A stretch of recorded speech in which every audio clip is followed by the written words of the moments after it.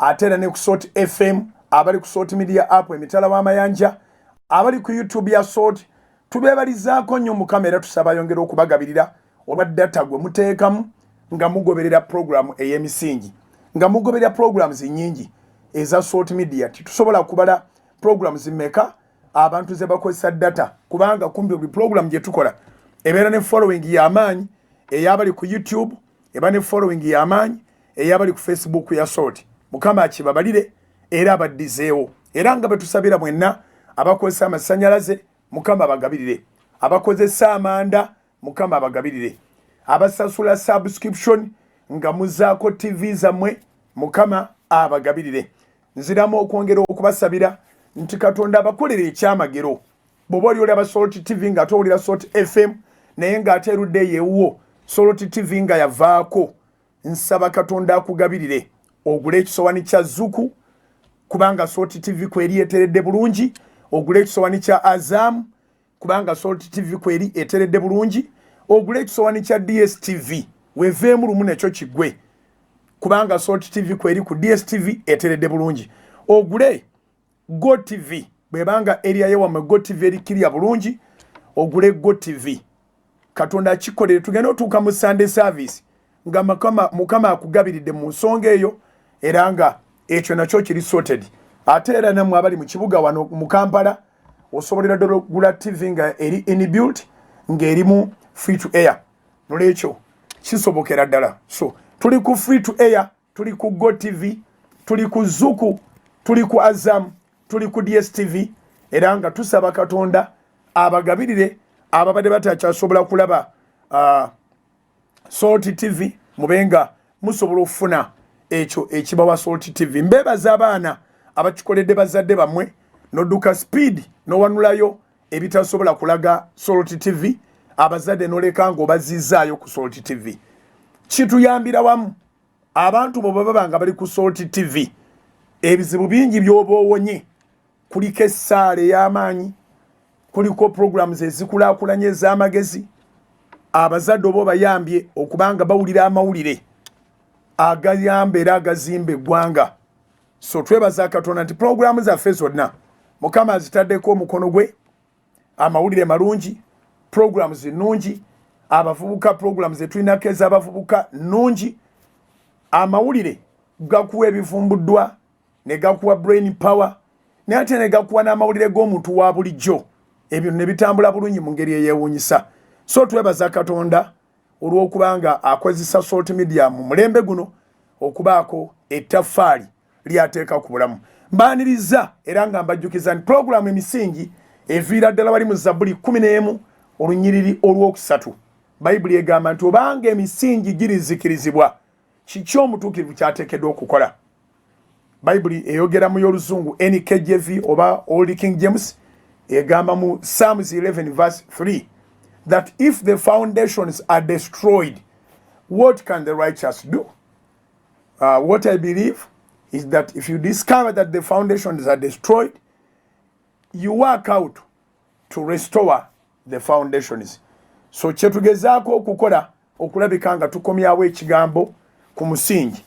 Njagala kwebaza Mukama nga sinabagenda wala olw'okubanga eggwanga lyaffe His Excellency bwe yayogera kati amasinzizo gaggulwawo ennyumba ya Mukama tekyali yakukwata buwundo tekyali yakukwata nabbubi ennyumba ya Mukama kati yakuyimiriramu abantu ne basinza newankubadde nga nnamba ntono naye ekigambo ekisinga obukulu kati si nnamba ekigambo ekisinga obukulu nti yeekaalu zonna nzigule abantu 10 oba 5 basobola ogenda ne bayonja basobola ogenda ne bayonja bulungi ate era abantu 10 oba 2 oba 3 oba 4 oba 5 oba 6 obutasukka 7 basobola ogenda ne bayimirira ne babaako kye boogera ku lw'eggwanga bayibuli egamba nti omutuukirivu omu bw'ati alokola ekibuga kale nzikirizanga okusaba okugenda maaso mu ggwanga lyonna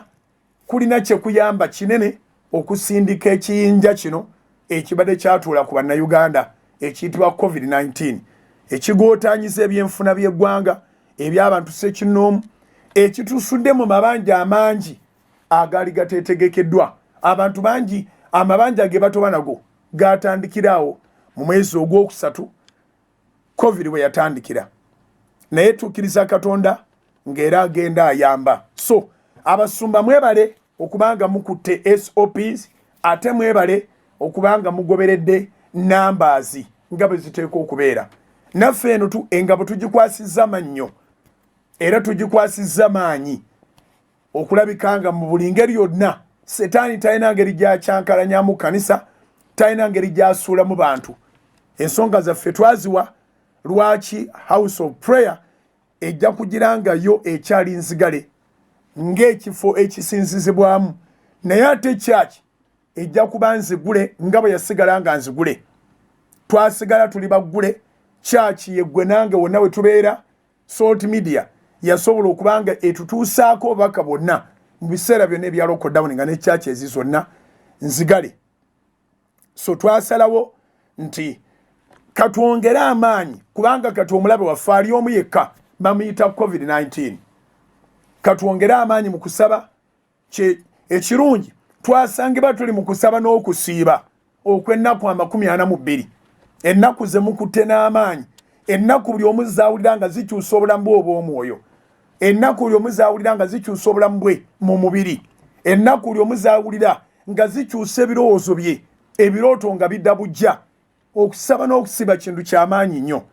So twebaza Katonda olwammwe mwenna abasabi, abasiibi, abeegayirizi, mwebale nnyo, mwebalire ddala. Naye nziramu okukkaatiriza nti ku Canaan Land tewabeerayo lankyawa. Lankyawa zibeera ku Salt FM era zibeera ku Salt TV, Salt Media App, Salt, ku YouTube ya Salt, ku Facebook ya Salt.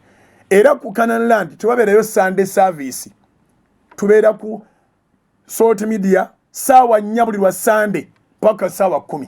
Wadde mbasi balabako na maaso physically. Naye mbalaba mu nsi ey'omwoyo nga muli mu millions and millions. Kubanga twalowoozaamu nti bwe tusinziira wano ku radio oba ku TV ne tugamba nti tugenda kukolayo service ey'abantu 7. Jangu buli omu ajja n'ebirowoozo ebigamba nti y'omu ku bantu 7 tugenda okumaliriza ng'ekifo kiri mu mitwalo na mitwalo. Owulidde? So ne tugamba nti si kirungi omuntu okujja n'ebirowoozo ebirungi ng'azze ku lwa Katonda we n'asanga nga ffeffe nnyini tumugamba tojja nnyabo kuyingira, tojja ssebo kuyingira. Tugambye 7 era obalaba baabali baaweze edda munda. Tekiri mu order. Ate era tekiri mu order okuba nti tuli bangi ne tuleetera ab'ebyobuyinza, ab'ebyokwerinda n'ab'ebyobulamu okugamba nti awo is now a risky place. Either ne batu dispatchinga ne tear gas oba n'engeri yonna esoboka abaze okusaba. Kirabika bubi nnyo nnyo nnyo nnyo. N'olwekyo gavumenti si yeeganya House of Prayer okukola, tweganye ffekka okubanga tuggulawo ekifo okukendeeza risks ez'abantu okubanga bafuna obuvuyo obungi n'endwadde ne zitambulira omwo. So ne munno mugambe ku House of Prayer tewabeerayo lankyawa, tewaliyo counseling. Kuba ne counseling bwe tugamba nti gye tuli mu counseling abantu baba bagenda kubeera mu 10 bangi abaludde nga tetulabagana 1 on 1. Bw'oga nti nja kulaba omu ku omu era ogenda okwekanga ng'ekifo kirimu 3,000 bazze mu counseling. Songa His Excellency yayogera bulungi, they should not exceed 70. So we are law-abiding citizens, we are God-fearing, and we are compliant. Tetusobola kukola kintu nga kireeta obutabanguko. N'olwekyo tewaliyo counseling ku Canaan Land, tewabeerayo lunch hour services, tewabeerayo Sunday services, tewabeerayo night prayers. Security gyeri ekuumayo. So byonna tubikolera ku mikutu gino gye twakola. Ate nga tumanyi nti bwe tunaakola effectively mangu nnyo Katonda n'atuwangulira omulabe waffe gwe bayita COVID-19 tujja kuddamu tukuŋŋaane. Twali tulowooza nti President bw'anaabazze ajja kulangirira nti abantu bakuŋŋaane with SOPs observed era bakuŋŋaane okusinziira ku kifo ekiba kiriwo.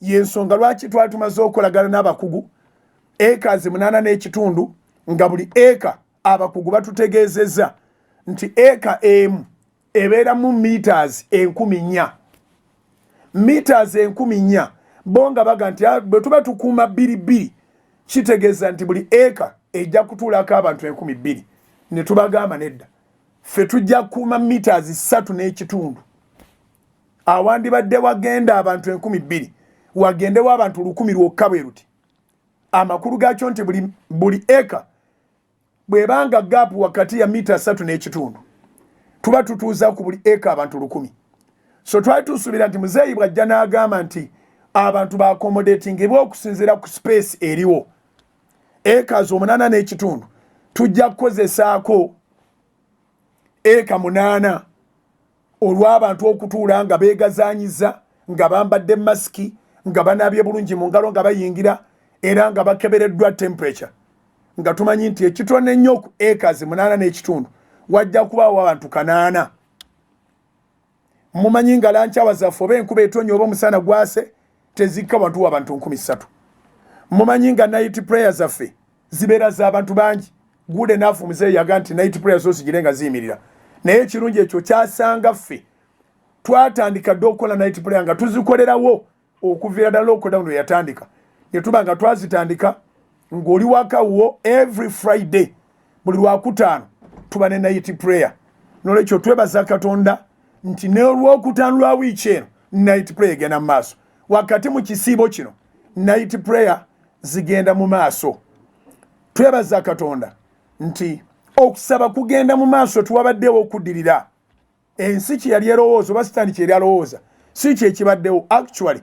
kyakyekulira nnyo mu mbeera efaanagana bweti era nga n'omuntu yenna bw'aba anyigiriziddwa amagezi lwe gajja bw'oba oseeya buseeyeeya amagezi gasobola okukusumbuwa so ne tugamba nedda tetujja ku inviting abantu for Sunday services wabula tusigalako ku social media nga tuweereza services zaffe nga bwe zibadde zibeera so n'ekyo ne munno mugambe mwebale nnyo mmwe mwenna abali eyo abeesigwa akalango kano ke tuteeka mu misingi ak'okusalawo kw'abakadde n'abasumba okuba nti muteeka tithes zammwe ne offerings zammwe ne pledge ne support ku akawunti eri mu Centenary Bank eya House of Prime Ministers International ku akawunti eziri mu Absa Bank eya dollar n'eya Uganda shillings mwebale Katonda kibabalire. The church must keep growing. The church must keep going on. Wakati mu kusaba kuno n'okusiiba okwennaku 42 era tujja kwongeramu vision night, tujja kwongeramu independence night kubanga okusaba kwaffe n'okusiiba okwennaku 22 kugenda gendera ddala paka mu October ng'ennaku z'omwezi 11 independence y'eggwanga lyaffe ebeerawo October ng'ennaku z'omwezi 9 every Friday ebeera esooka mu mwezi gwa October tubeera ne independence night nga tusaba spiritual independence, physical independence, financial independence, economy y'eggwanga lyaffe nga tugisabira abavubuka okufuna emirimu nga tusaba mental independence, tusaba independence. So bwe tunayingira mu mwezi gwa 10 ekisibo kino kye tutambuza ate awo nga tulinnyisa jjiya eya independence night ne munno beera ng'omugambye tujja kuba ne independence night mu style yaayo ng'oli waka ewo abamwe munanyuka mujja kugyegattako tujja kukola ekintu nga kiri special tetugenda kusobola kukuŋŋaana ne namungi w'omuntu nga bw'omumanyi mu Namboole obanga titusobola kukuŋŋaana ku Kanani olwa namungi w'omuntu ate tunaakuŋŋaanya tutya abajuza stadium ne basigala n'ebweru naye buli kimu tugenda kusigala nga tukikola kubanga mu buli mulembe Katonda abeera mu maaso mulembe Mukama yagumanya mujjukira mwenna nga tukola radio zino nga tukola TV nga abantu bagamba tebannaba na kuzimba tebannaba na kubaako kye baakoze mujjukire nti twakola radio ne TV nga tukyali mu muzigo nga tetunnagula Kanani naye ng'okolesebwa kwange kwa church eyo etaliiko bisenge ng'ebizibu bisobola okugwera gy'obeera so tugenze maaso n'okubanga kaakati buli muntu alaba omugaso gwa FM zino zonna buli muntu ng'alaba omugaso gwa TV okubanga etambula wonna abali ebweru benjoyinga short media app, ne benjoyinga Facebook ya short, ne benjoyinga YouTube ya short. So nga n'aba wano bangi abakolera ku Facebook ne ku app. Ne mu byonna ekitiibwa tukidiza Katonda. So Mukama abampera omukisa muberenga mwongera okusaba mu ayitemu zammwe ez'amaanyi ezo enzito nga Bayibuli bwegamba mu kitabo kya Matayo 17:21 nti wabula ekyengeri eyo tekiyinzika kuvaawo awatali kusaba na kusiiba. Mwongeremu COVID-19 ono aveewo tuddemu tukuŋŋaane, aveewo tuddeyo kukana nituzinire Mukama, oba mu nfuufu oba mu kasana oba mu nfuufu oba mu nkuba oba mu bisooto, tuddeyo kukanani waffe, tujja kuddayo. Naye mu byonna ekinunu kino ekisooka njagala kuddamu kwebaza gavumenti era nja kugyebazanga olw'okuggulawo. Bayibuli eyogera mu kitabo kya Zabbuli essula ya 33 olunyiriri olw'12. Zabbuli ya 33 olunyiriri olw'12. Bayibuli egamba nti liweereddwa omukisa eggwanga eririna Mukama okuba Katonda walyo nga ye Mukama, abantu beyeerondera, abantu ab'obusika bwe.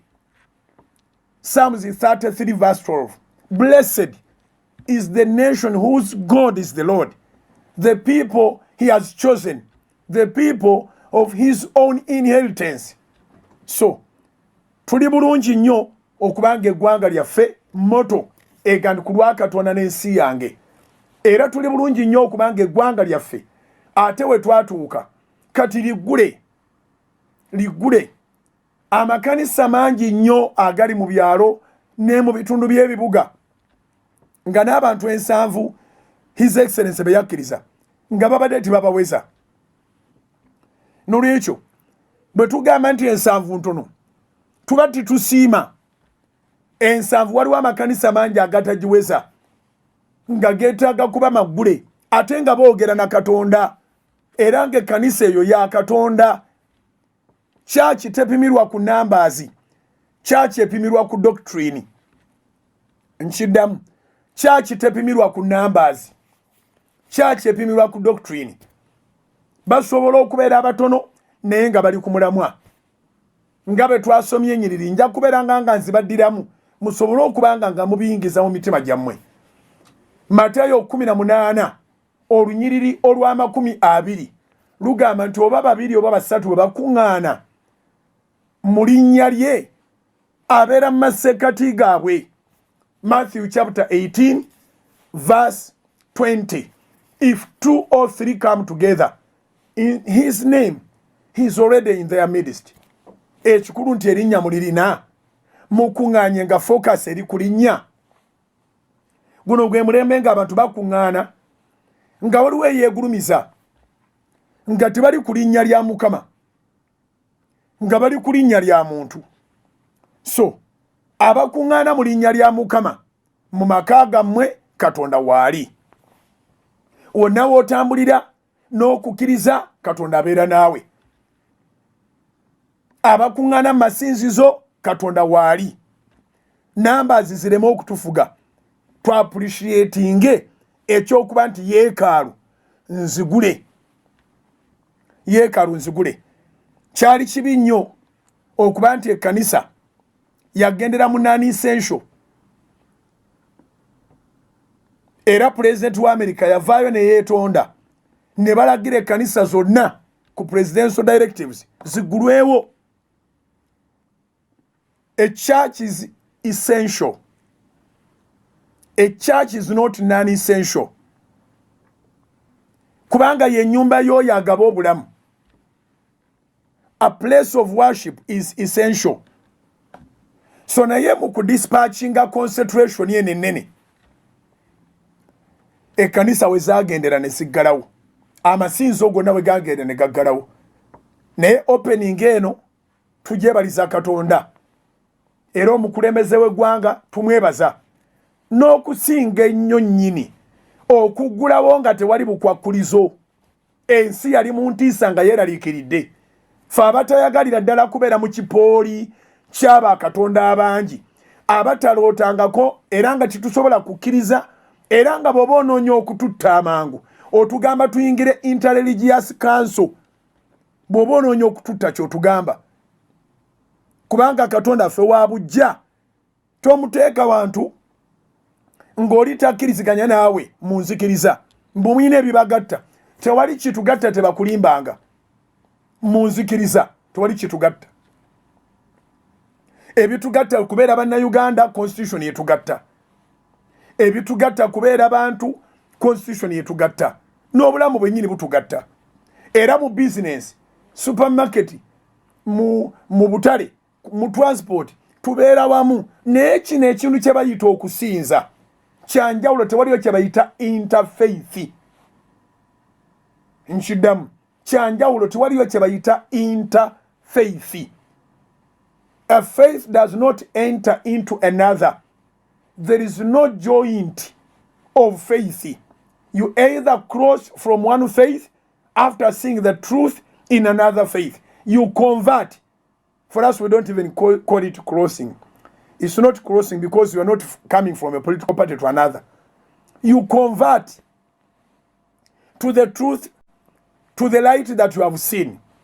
So, but we don't do a joint agreement. We don't do a joint council. Not at all. Kubanga amakubo gaffe gaba gaawukana. Ffe tukkiriza nti Yesu lye kkubo n'amazima n'obulamu. Era ffe tukkirizanga abalokole nti yajja kulokola. Twewuunya bwewuunya abalina amannya amalala. Bagasoma kwani ani yagabaleetera. Ebimu bye mutayagala kuwulira byebyo.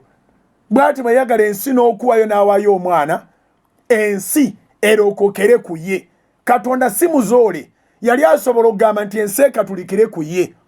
Yali asobola okugamba nti ensi engalikanikire ku ye oba eprotestanti ngire ku ye. Yali asobola okugamba nti ensi efuuke ensi ebeenisidde mu Yesu. Yali asobola okugamba nti ensi ebeere ensodokisi. Tewaliwo kigambo kye mwogera nga Mukama kimukalubiriza okwogera. Naye yayogera ekiva mu kuteesa kwe nga kwe kulokoka. Omwana Yesu n'azaalibwa ensi erokokere ku ye. Era naye bw'aba ayogera missoni ye ayogera mu kitabo kya Luka 19 olunyiriri olw'ekkumi. Luka 19:10. Luka 19:10 agamba nti najja kunoonya n'okulokola ekyo ekyabula. He came to seek and save the lost soul. So twebaza His Excellency olw'obutatuteekako bukwakkulizo. Yalanga ekintu nti ekkanisa amasinzo gaggulwewo nga twobuzaavinga SOPs zokka. Mukama amutuwera omukisa. Kyandibadde kibi nnyo ffe abatayagala kubeera mu kuteeka Katonda ffe mu bikutiya birimu bakatonda abalala okutugamba nti okuggulawo oteekwa okuba ne baluwa ya Intelligence Council, oteekwa okuba ng'oyise training zaabwe, oteekwa okuba ng'okoze biki. So, Your Excellency, thank you so much for inviting God unconditionally. The 70 to me is not a condition. Kubanga yagamba nti if 2 or 3 kanisa agibalira ku babiri oba basatu. So bw'ogamba ensanvu, Your Excellency, ng'ensanvu yakulaba mbeera bw'watabeerewo obuzibu, kasaba osuubiza nti ojja kudoyogera ate ku namba z'engeri gy'esobola okweyongerako. Ffe abamu tuli basanyufu bya nsusso kubanga obukwakulizo obwo ensi yonna bwe yali yeraliikiridde. Enguzi yali egenda okuyingira church. Enguzi va ku kuba nti babadde babba abantu, kati enguzi ebadde ate egenda okuyingira. Oyina okubribinga bakukubira essimu oba obeere ku app obeere ku simu. Wandyekanze nti mu kukuba essimu oba mu kudownloadinga app mu kubuukinga siiti abantu babribinze. Wandirabye ng'omuntu omu mu mwezi asabye emirundi 10 nga waliwo ataliddamu kusaba okutuuka Yesu lwalidda. Naye weebala okuggulawo nga tuwali bukwakkulizo. Abantu tebeetaaga kuba simu, tebeetaaga kudownloadinga app, tebeetaaga kubuukinga namba ya kanisa kutuulamu mbu wabuukinze namba 10 oba 65. Era ennamba z'okumwanjo zandibadde zanguzi. We know our Uganda and we know how our people think and we know how rotten the men of God are. It's not a secret. Many of them are homosexuals, others are drug addicts, others are real thieves. Even their neighbors confess. Nebaganda tuine kanisa tuliranye ne baba ajukulembera mu fere musiyazi mubi byonna abiri nga baneiba bakaaba abakolako naye nga bakaaba adde bamuliranye nga bakaaba abavubuka nga bakaaba. So kanisa singa yajja n'obukwakulizo ndi babuukinge bakuba amasimu enguzi yabadde eyingidde ate mu church mu ngeri endala kabagire nga babbanga bwe babba naye ate kireme kubanga kiri condition nga kyaggwanga lyonna. So abasumba musiime abaweereza genuine n'emitima gyammwe bino byenjogera tebikosa oli musanyufu. Abaweereza nga baweereza setaani nga bambadde eddiba ly'endiga naye nga munda misege bino ebigambo tebabyagalira ddala. We don't want to mix our God with gods. God is aware of gods. God is aware of other faiths. So we can't do an interfaith. Not at all. We believe what we believe. We respect others. We respect their freedom. We can't join them into anything.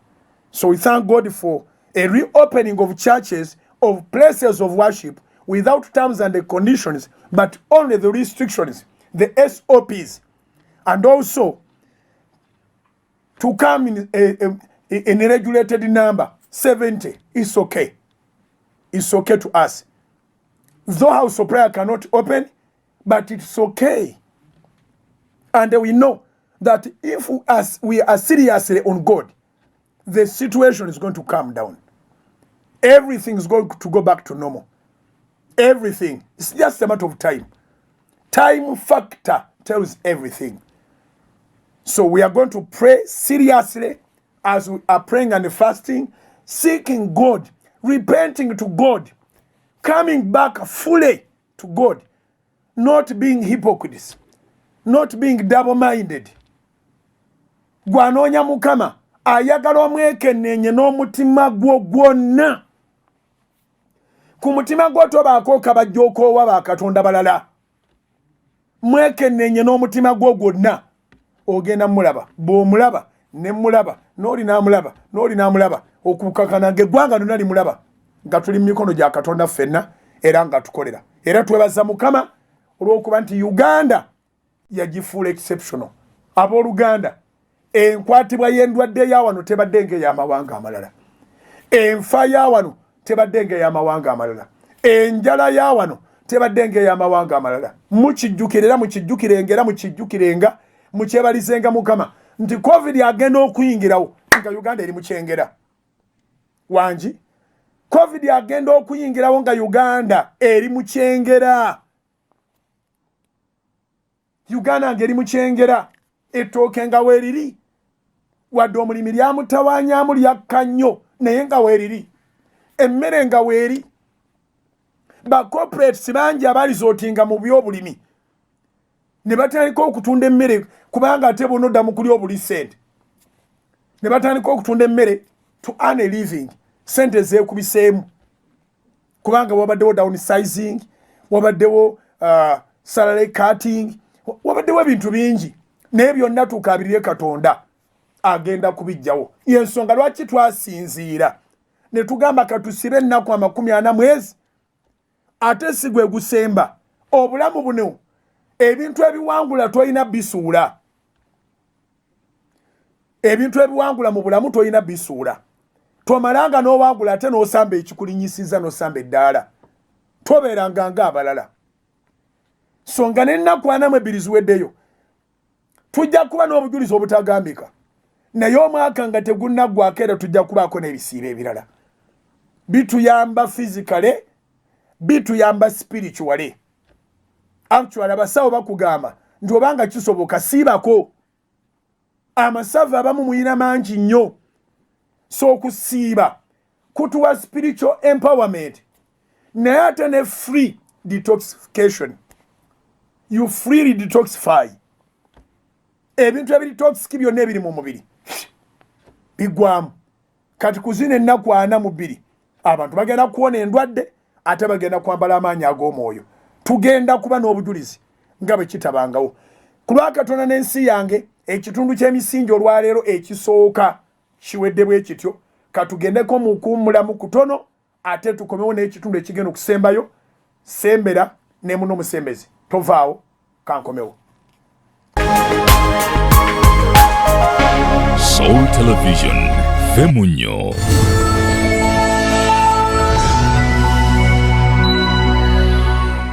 Aboluganda Mukama ffe ebazibwe, erinnya lya Mukama ffe lyebazibwe era lyebazibwe nnyo nnyini.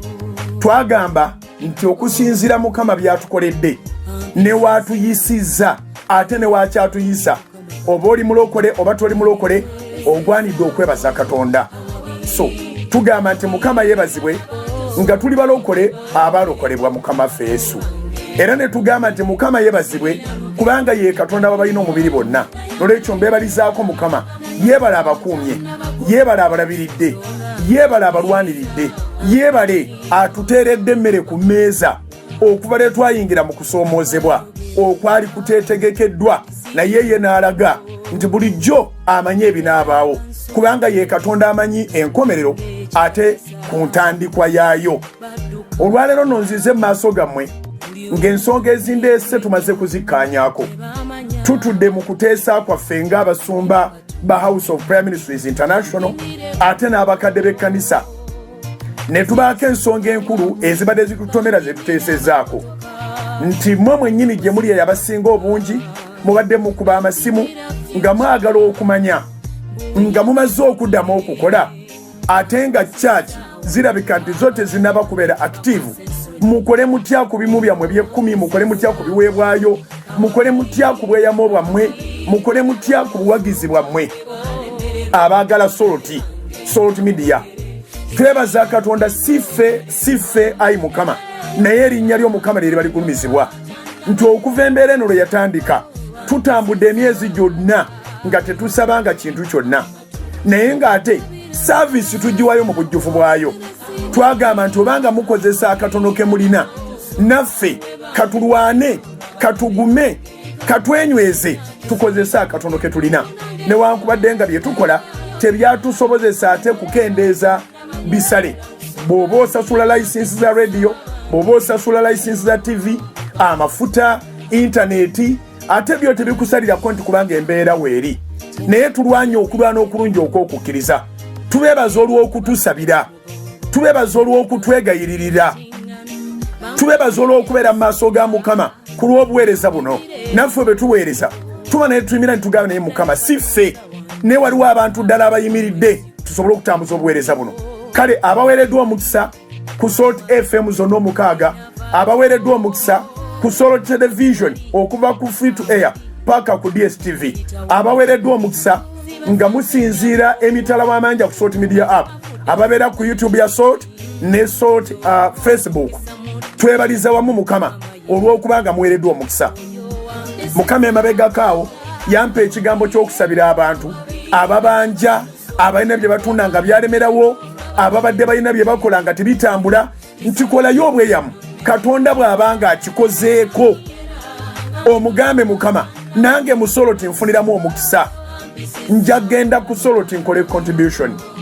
Tumaliriza meeting ne tukola conclusion bwe tuzze nga tugamba nti bw'obanga ozzeemu okukola, obanga ne wali wonna we twali nga tetusaba kantu konna, ng'olinayo engeri gye wali oyawulamu ekimu ky'ekkumi kyo, obanga olina engeri yonna gy'obadde blessed wakati mu buweereza bwa House of Prayer Ministries International bwekutuusizaako ku Salt Media, ng'onoonya engeri gy'osobola okikolamu, mujjukira nga ne akawunti yennyini eya Pentagon ebirango byonna twabijjako bujja ku Salt FM, Salt TV, ku Salt Media konna twabijjako ne tugamba nedda abantu bano gye bali n'abaana baabwe ne famire zaabwe twaliyo kantu konna.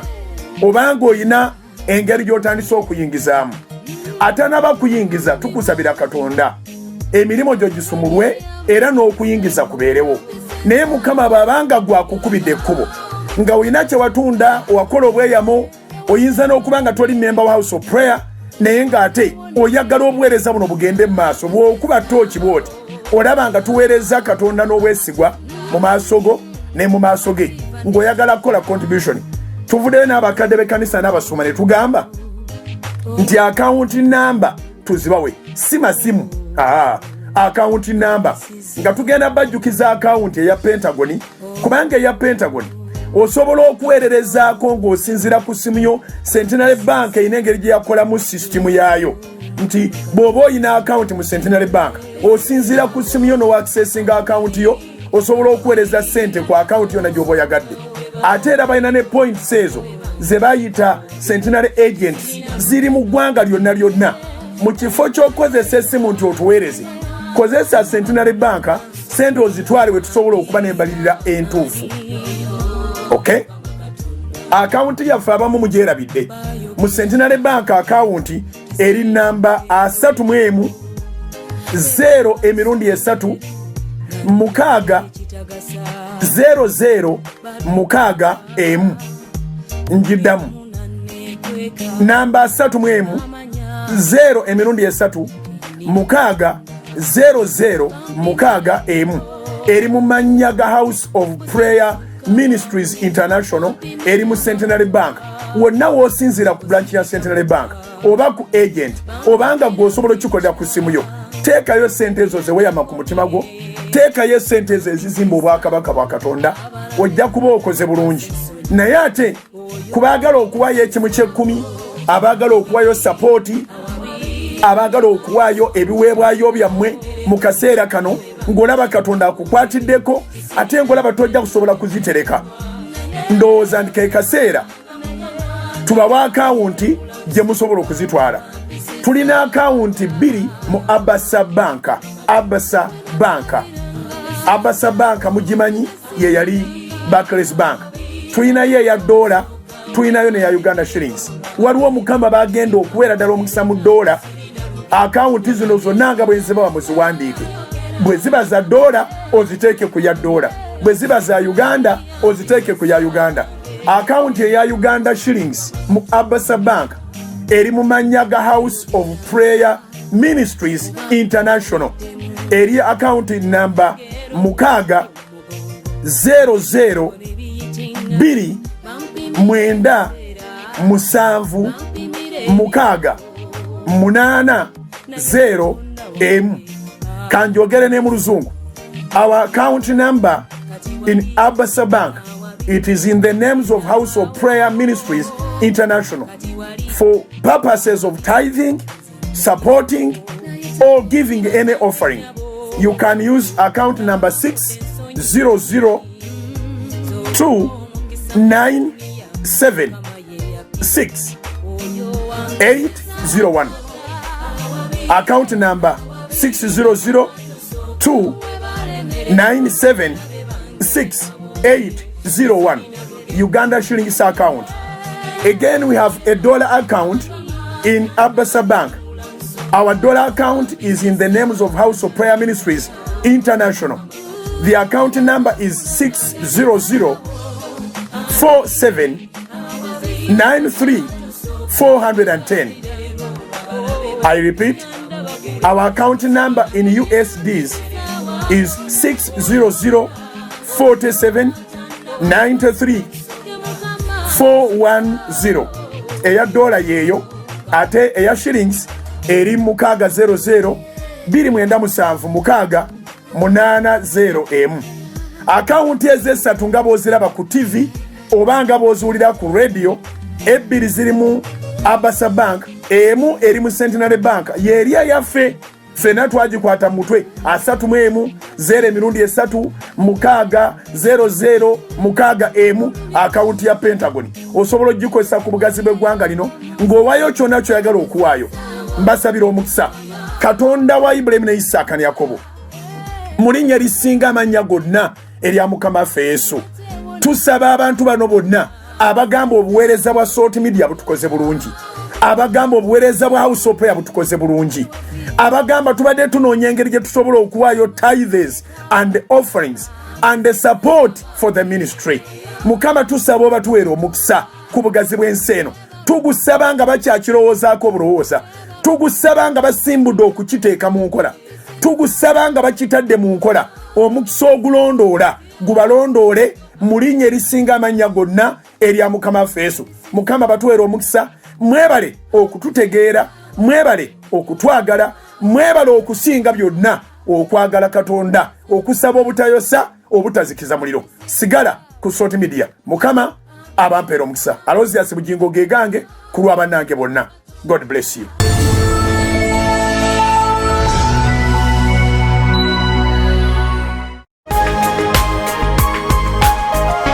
Soul Television Femunyo eyo mukulikireyo ddala mulango obwo era twagala kubebaza okuba nti akawunti ezo muzitwala nga nkulu naffe mutukwatiddeko mutuyambye okuba nga omulimu gutambula. Njagala kwebaza ttiimu yonna gye nkola nayo, abasumba, abakadde b'ekkanisa, abaweereza mwenna, njagala kubebaza nti bwe tuvaayo n'ekintu nga kyawamu nga kikwafu nga tikyeganika.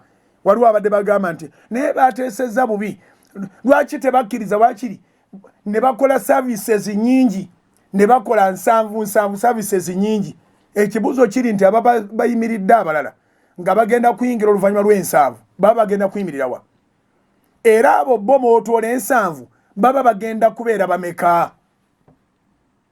Okwateka 7 oba mutwalo wali ku Kanani otwaleko nsanvu eyingire munda.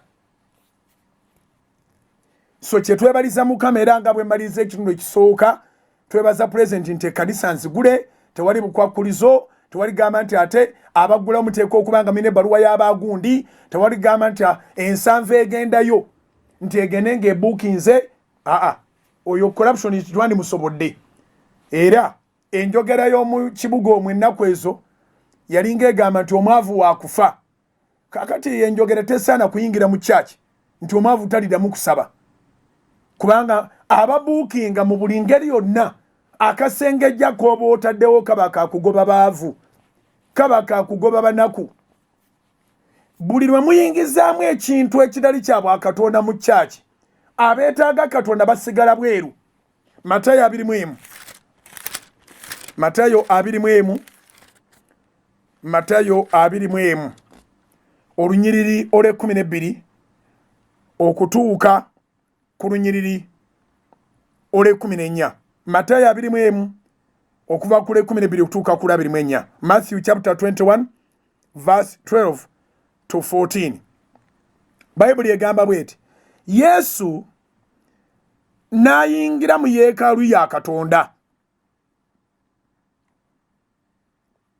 Yesu n'ayingira mu yeekaalu ya Katonda, n'agobera ebweru bonna bameka, bonna abaali batundira mu yeekaalu. N'agobera ebweru bonna abaali batundira mu yeekaalu, n'avuunika embaawo z'abaali bawanyisa effeeza n'entebe ez'abaali batunda amayiba. N'abagamba nti kyawandiikibwa nti ennyumba yange eneeyitibwanga nnyumba ya kusabirangamu, naye mmwe mugifuula mpuku y'abanyazi. Kyali kyawandiikibwa eri mu Isaaya 56 olunyiriri olw'omusanvu. Ekyo nakyo kinootinga eggwali mu misingi. Kyawandiikibwa mu Isaaya 56 olunyiriri olw'omusanvu. Owulidde? N'abagamba nti kyawandiikibwa nti ennyumba yange eneeyitibwanga nnyumba ya kusabirangamu, naye mmwe mugifuula mpuku y'abanyazi. Olw'e14 awo abazibe b'amaaso, owulidde abantu abeetaaga Mukama? Awo abazibe b'amaaso n'abalema ne bajja mu yeekaalu n'abawonya. Naye ndowooza n'ole 15 tulusome. Naye bakabona abakulu n'abawandiisi bwe baalaba ebyamagero bye yakola, n'abayogerera waggulu mu yeekaalu nga bagamba nti Ozaana omwana wa Dawudi, ne banyiiga. Bano abakulu abeegabira ebifo, abeeyita bakabona abakulu, ennaku zino beekoze ekigambo, beerukira omuguwera ne beetuga. Ebiteeso by'abantu 7 buli munnayuganda amanyi we byava. Wangi bakabona abakulu beerukira emiguwa era ne beetuga ebiteeso bya 70 people in the places of worship. Buli muntu amanyi gye byava. Tetwetaaga biddamu nnyo. Kijja kutukwasa ensonyi okulaba nga ate balinga abakayana. Omanyi baafuuka bannabyabufuzi. Kati omuguwa gwabatuze ate batandise okulajjanira pulezidenti. Naye ng'ebiwandiiko byabwe weebiri tebinafunda. Byogera ku nsanvu nga bateesa abantu okuba amasimu, bateesa abantu okubuukinga, bateesa abantu okudownloadinga app, bateesa mbu bo basooke beesomese covid azifu bamuyinamu essomo. Okuluta kaliculamu y'ekintu ky'otalina mu bukugu. Olw'ekumi Matayo 20:14 awo abazibe b'amaaso kale mbuulira. Abazibe b'amaaso batandikirawo okubuukinga ebifo. Njogedde nga neekwasa eŋŋombo y'abavubuka gye baali boogera emabegakaawo nga baga nti omwavu waakufa. Kati kyakabenje nnyo okubanga kikuloosinga ne kiyingira ne masinzizo nti omwavu tajja kuddamu kusaba. Omwavu si wa kulinnya mu yeekaalu kubanga anaadawunloadinga atya app, anaakuba atya essimu, anaabuukinga atya ekifo. Okuba essimu n'oga nti oli mwavu oli muzibe w'amaaso, oli mulema, bakabana ne baga nti jangu osabe. Gwe gendayo obugenzi kati anti ekirungi Museveni yakkiriza nti counseling zibeerewo zo. Gwe gendayo bagambe basekutale baabwe nti waliwo omwavu, bagambe kabona nti omwavu ali wali ku mulyango, toweeyita linnya ddala baga nti omwavu era omunaku abanoonya, olabo baba n'abeera available. Era nabawa amagezi g'abantu abo batalabika. Bw'otuukanga ku reception gamba nti nva mu State House, sekuritale ennyini ajja kugenda nga adduka era bajja kukulaba mangu. Bw'otuuka eri kabona ng'akubuuza gw'ova mu State House ng'obaga mbadde njagala kutuuka ku nsabira. Okitegedde. Tebali ku banaku, ebiteeso byabwe tebiri ku banaku. Okitegedde. Baaluse omuguwa ne beetuga. Ensanvu be baagiteesa bagigumire. Awo abazibe b'amaaso n'abalema ne bajja gy'ali mu yeekaalu n'abawonya. That's it. Matayo 20:14, Matayo 20:15. Naye bakabona abakulu oba obukulu mu bufuna mutya. Naye bakabona abakulu n'abawandiisi bwe baalaba ebyamagero bye yakola, eyo y'enjawulo. Bamanyi okuteeka amateeka, bamanyi okukalubiriza obulamu, naye tebamanyi kukola byamagero. Ne bw'aba mulokole nga yasala eddiiro n'atandika okweyita akabona omukulu, ne yeeyita omukulu w'enzikiriza, ne yeewa ogutiibwa, takyasobola wadde okugamba ekiyenje nti vaawo. Okitegedde. Oyingira mu bukulu n'ova mu bwetoowaze mu maaso ga Katonda. Katonda takozesa bakulu banne, Katonda akozesa bali humble. You humble yourself before God, He will use you. You exalt yourself, you will be put down by all means. Okitegedde. Naye bakabona abakulu, Matayo 20:15, Matayo 20:15. Naye bakabona abakulu n'abawandiisi bwe baalaba ebyamagero bye yakola, n'abaana abaayogerera waggulu mu yeekaalu nga baga nti ozanna. Ekigambo kino ozanna kitegeeza mu Luganda nti lwokolera ddala. Wangi lwokolera ddala. Abaana nga baleekanya ggulu nti ozanna eri omwana wa Dawudi, ne banyiiga. Olw'ekumi Matayo 20:16. Ne bamugamba nti owulira abantu bano bwe bagamba. Yesu n'abaga nti mpulira.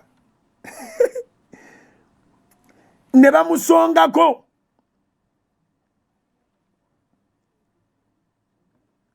ne bamusong nedda kiri ne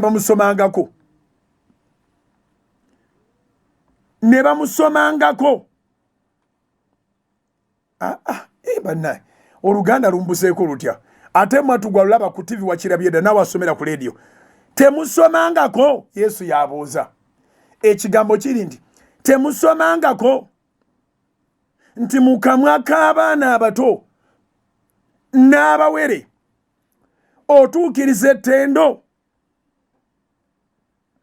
n'abaleka n'afuluma mu kibuga n'agenda e Besaniya n'asula eyo.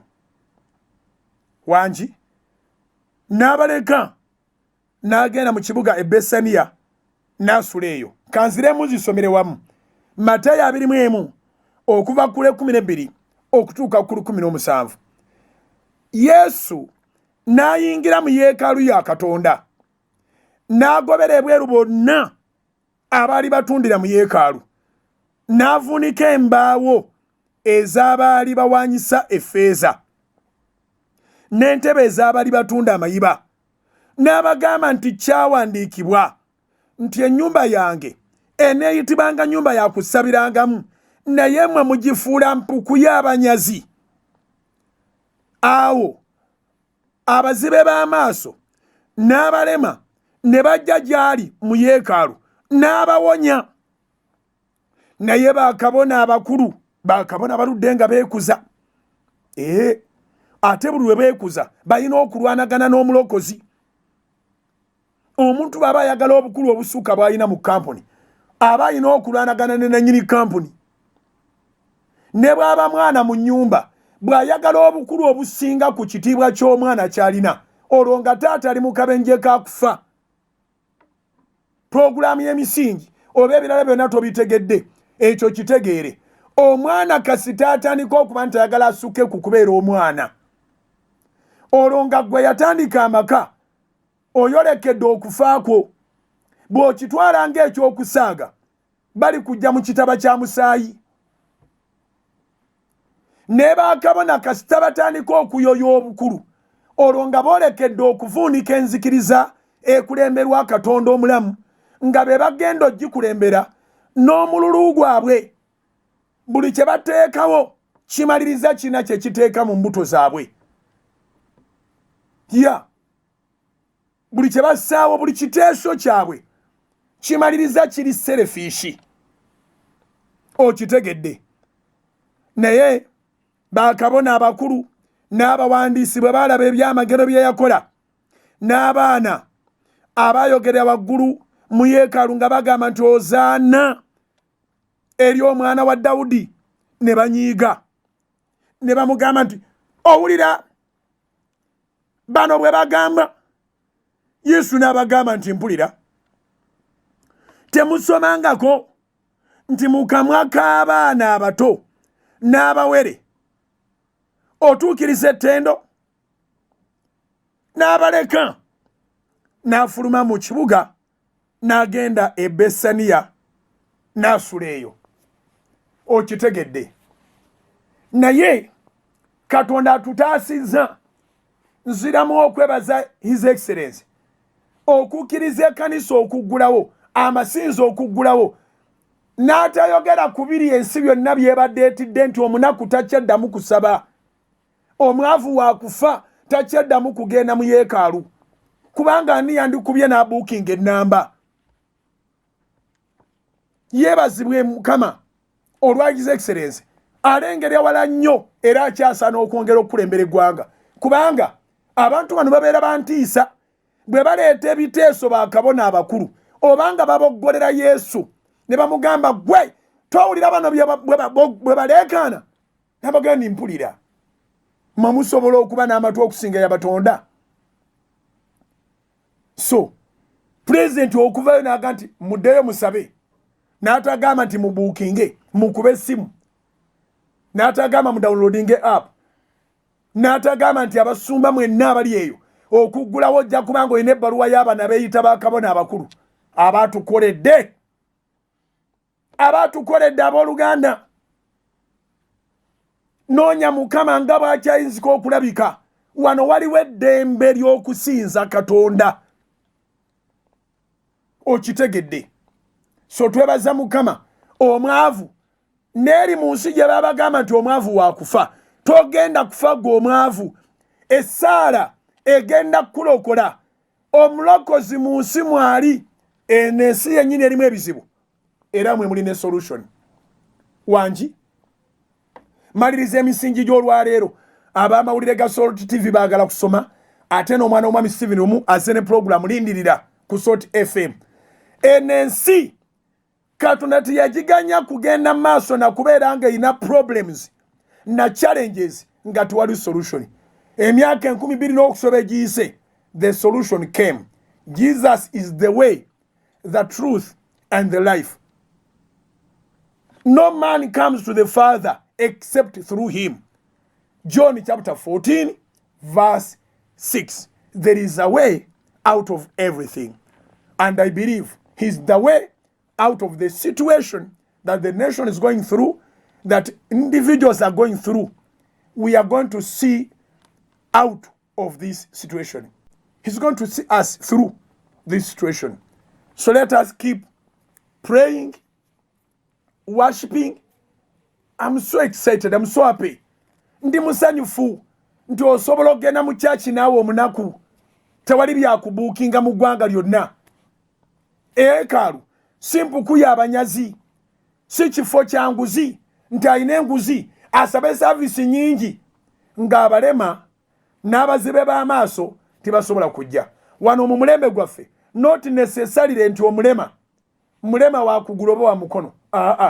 Omulema atambula ng'awenyera mu bizinesi ze, atambula ng'awenyera mu relationships ze, atambula ng'awenyera mu mirimo gye, mu buli kintu kye, ng'ebintu byo byonna omulabe yabiremaza. Ebintu byo tebisobola kulemala ate gwe n'osigala nga toli mulema. Naye olugi lugule, gwe omulema oyingire, Yesu akuwonye, ng'abaagala okufuula yeekaalu ettundiro lyabwe basiddwe ebbali n'obuyinza bwabwe. Wano mu mulembe gwaffe abazibe b'amaaso not necessarily nti oli blind with blind eyes, not at all. Abazibe b'amaaso abanoonyeza emirimu ne gibula, abanoonyeza bye banoonya byonna ne bibula. Essaala yesobola okuyamba amaaso go ne gazibuka. Bw'okula nabo bonna balaba bye baagala gwe badde tonnabiraba. Naye nnyina amawulire amalungi, toli waakufa ng'oli muzibe. Katonda agenda kukola ebikulu mu bulamu bwo. Ku Salt Media lunch hour kweri etandika ku radio saa 6:30 paka saa 8. Ku Salt TV lunch hour kweri etandika 8 paka 9:30. Night prayer kweziri zinanika sawa nyabuli wa kutano lokutano bwe tuli paka kesa budde. Ku Salt Media service eya Sunday etandika sawa 4. Songa ne programs endala kweziri eziyamba omwoyo okukeesa obudde, okuzibya obudde. Mwebale kwagala Salt. Kanvira amawulire ga Salt TV nago geetaaga. Mukama abankuumire. Mwebale okubeera program ensingi. Mukama abazeemu amaanyi. Amina. See you. Soul Television, Femunyo. Up next